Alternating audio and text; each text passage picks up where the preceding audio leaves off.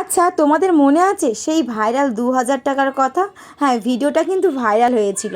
যাই হোক, তাই সেখান থেকে কিন্তু আমি ১৭০০ টাকা পেয়েছিলাম, আর বাকিটা যিনি করে দিয়েছিলেন এটা কাজটা তাকেই দিতে হয়েছে। যাই হোক, টাকাটা আমি ভাবলাম আমার ঘরে লেগে লাভ নেই, তাই চলে গিয়েছিলাম বাজারে, আর সেখান থেকে আমার পছন্দের কিছু জিনিস কিনে নিয়ে এসেছি আর চলে এসেছি বাড়িতে। আসলে বাজারে গিয়ে ভিডিও করা সম্ভব হয়নি। তো প্রথমে আমি কিন্তু দেখে নিচ্ছি একটা কাঠের খুন্তি, যেটা আমি কিনেছি। তারপরে দেখো, এটাকে আমি কি বলে ঠিক জানি না, তবে এটাও আমার একটা শখের জিনিস। তো তারপরে আমি কি কিনেছি সেটাই দেখাচ্ছি, দেখো। এখানে কিন্তু আমি এম বাজারে গিয়েছিলাম, এখানে এই প্লেটগুলো বিক্রি হচ্ছিল। আমি অনেককেই দেখেছি এটা ব্ল্যাক কালার ইউজ করতে, তো আমারও একটু ইচ্ছা ছিল কেনার, তো চোখের সামনে পেয়ে গেছি, কিন্তু ওখানে ব্ল্যাক কালার ছিল না। আর সব থেকে বেশি স্বপ্ন আমার এইটা, এই ননস্টিক কুকারগুলো, যেটার মানে প্রত্যেকটা মেয়ের তো তার রান্নাঘর নিয়ে স্বপ্ন থাকে। তো আমারও অনেক স্বপ্ন ছিল, তার মধ্যে একটা ছিল এই ননস্টিকের কুকারগুলো।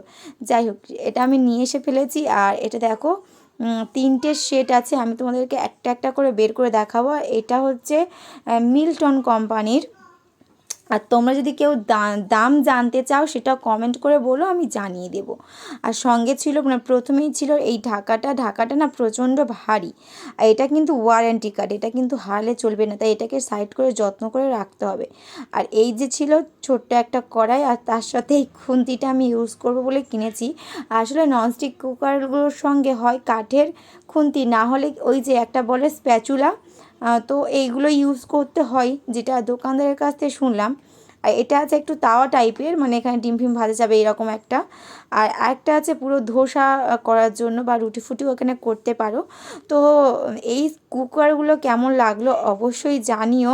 আর টাকাটাকে কি আমি সঠিক কাজে ব্যয় করলাম সেটাও জানিও। তো ভিডিওটা এই পর্যন্ত, সবাইকে টাটা, সবাই ভালো থেকো, লাভ ইউ।